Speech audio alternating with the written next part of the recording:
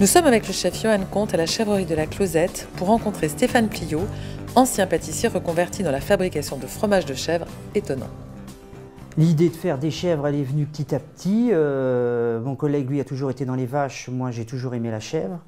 Donc petit à petit, j'en ai acheté une, puis deux, puis trois. Une qui a commencé à faire des petits. J'ai pris son lait à la main, comme on faisait dans le temps. J'ai commencé à faire, à la fin des années 2008-2009, j'ai commencé à faire des fromages dans ma cuisine. Un peu vraiment comme dans le temps, hein, c'était un peu folklorique.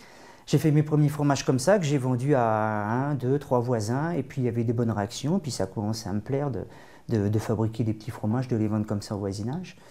Et puis bah, voilà, on a décidé de faire de la chèvre et de se lancer là-dedans.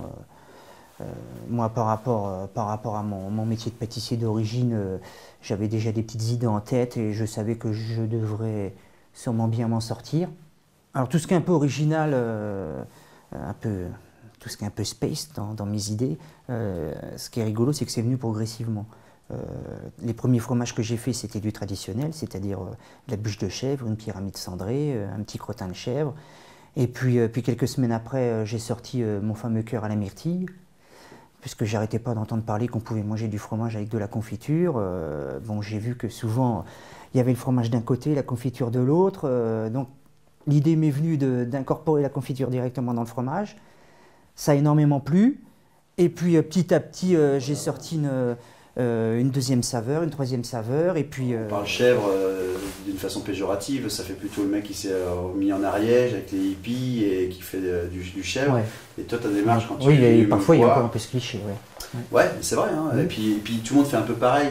Et du coup, quand il y a un monsieur qui vient te voir et puis dit ouais, je vends du chèvre, je dis c'est bien, qu'est-ce que je lui fasse moi?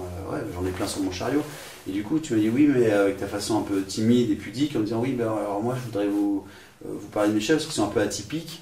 Et quand tu as quelqu'un qui te fait goûter quelque chose, que ce soit les ours ou à la berce, et puis comme on est en plein dedans, même s'il y a eu un échange au début, et que tu avais ta méthode qui est secrète, et que du coup tu arrives à associer justement dans tes chèvres de l'ail des ours, sans qu'il y ait un rejet, que ce soit du carvi, que ce soit de la rose ou du spéculoos, ou après en parlant de chocolat, et c'est là où ça m'a plu, quand tu m'as dit bah voilà, mais quand on dit que t'as un mec qui fait des chèvres au spéculoos, mais je dis il est complètement starbé celui-là, et puis du coup tu goûtes et là, il y a un échange, et je crois que dans notre société aujourd'hui, il n'y a plus d'échange, on perd ça, et du coup, on s'arrête à des a priori.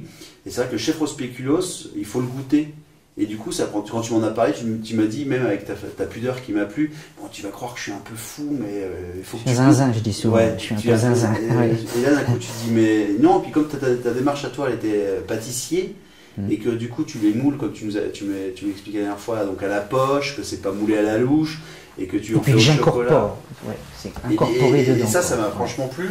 Et du coup, il est détonnant. Et je trouve que nous, on le vend très bien au restaurant. Et il y a des fondamentaux qu'il faut surtout pas oublier. Et quand tu as un produit star comme lui, ben, surtout sur un plateau de fromage, hein, souvent on dit oh, chef, votre cuisine elle est super bonne. Et puis quand tu arrives au fromage, ben, qu'est-ce que tu peux faire à part le sorbet foin et la confiture au piquillos et à poire, etc. Mais un produit comme ça, avec des ours, il parle de lui-même. Et aujourd'hui, nous on l'associe avec nous après nos propres herbes, mais il y a quelque chose et on s'en sert comme condiment, quoi. Pour mettre soit sur notre canard ou sur l'agneau. Et ça en devient un truc normal. Et ça, c'est super plaisant.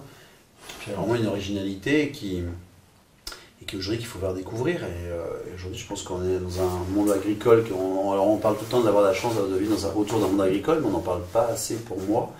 Et aujourd'hui, c'est vrai que je suis content aussi quand on me dit alors ça te fait quoi d'avoir 2 étoiles, j'ai l'impression qu'on va pouvoir aller un peu plus loin dans la démarche et d'expliquer ce que tu fais, de faire découvrir au plus grand nombre, de dire venez monter quoi.